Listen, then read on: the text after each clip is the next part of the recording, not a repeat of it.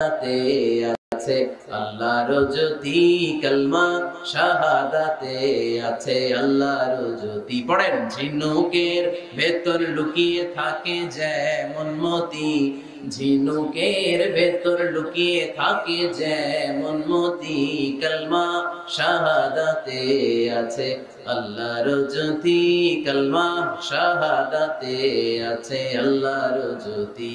পড়েন আল্লাহু আকবার। ওই শাহাদাতের জ্যোতি সাইয়েদনা ওমর ফারুকের হৃদয়টারে উজালা করে দিল।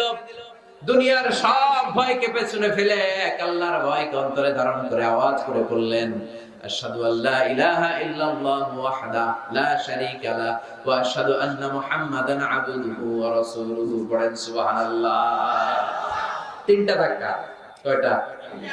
সবাই বলতে হবে কয়টা?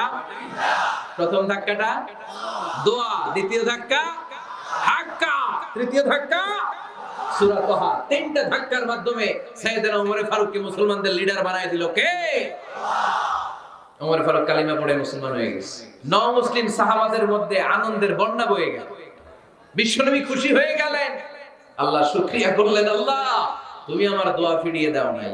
আমি বলেছি দুজনের একজনকে চাই, তুমি ওমর ফারুককে দান করেছো। পড়েন আলহামদুলিল্লাহ। এবার ওমর ফারুক বিশ্বনবীর প্রশ্ন করলেন, নবী আলাসনা আলাল হক, আমি প্রশ্ন করি উত্তর দেন, আমরা কি সত্যের উপর নাই? বিশ্বনবী বললেন, বালা ওমর, আমরা এই সত্যের উপরে আছি। আমাদের কোরআন কি সত্য নয়? বিশ্বনবী বললেন, কোরআনও সত্য। আমাদের রব আল্লাহ কি সত্য নন? বিশ্বনবী বললেন, সত্য। ওমর ফারুক বললেন, তাহলে ফিমাল ইখতিফা, তাহলে লুকিয়ে লুকিয়ে আর গোপনে দাওয়াতি কাজ কেন? আপনি সত্য নবী, কোরআন সত্য কিতাব, আমার রব আল্লাহ সত্য, আর আমি ওমর কালিমা পড়ে মুসলমান